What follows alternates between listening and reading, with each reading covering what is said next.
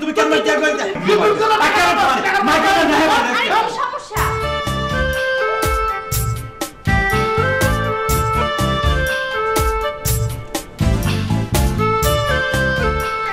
এই তোরা যা যা না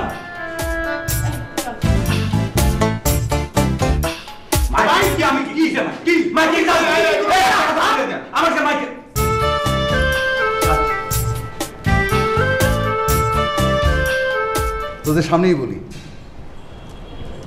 শোনো হাবিব, সিদ্দিক, আজ বিকেলে তোমরা দুজনে আমার সাথে একসঙ্গে বৃক্ষরোপণ করবে, ঠিক আছে? জি চাচা।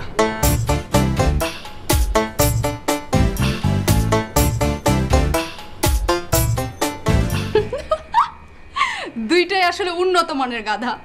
গাধা না, বল শেয়াল। দেখলি না, দুইজনই একই সময়ে একই স্থানে বাবাকে প্রধান অতিথি বানাতে চায়। তার মানে কি, এটা নিয়ে একটা ঝামেলা হবে। ঝামেলা হলে ওদেরকে ডাকা হবে। একেবারে মনে কর অঙ্কের মতো সহজ সরল। তাই তো, আমি তো এমন করে ভাবি নাই। এই জন্য না আমি আসলে বড় হয়েও তোকে ওস্তাদ মানি। মানতেই হবে। আমাকে যদি ওস্তাদ না মানা হয় তাহলে তো পৃথিবী চলবে না। ব্যাপারটা বুঝতে হবে। আমিও তো বলি, আমরা সেই ছোটবেলা থেকে দেখে আসছি আমাদের বাড়িতে ঢোকার জন্য ওরা দুজন কত রকমের বুদ্ধি করে আসছে, কিন্তু আমাদেরকে যে পছন্দ করে সেই কথাটা এখনো বলতে পারলো না। ওরা কি করে কমিশনার হবে? তুই না মানে ওদের মতনই গাধি।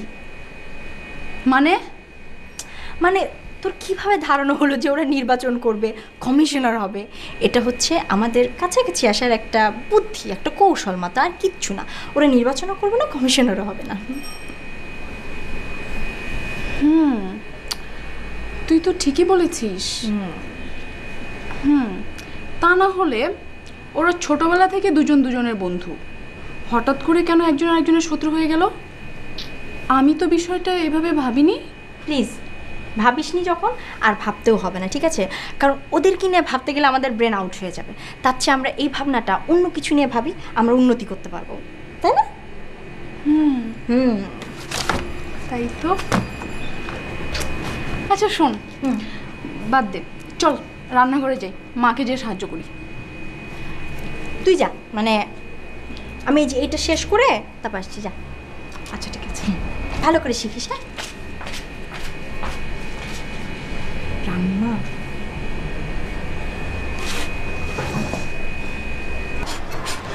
এই সেন্টু।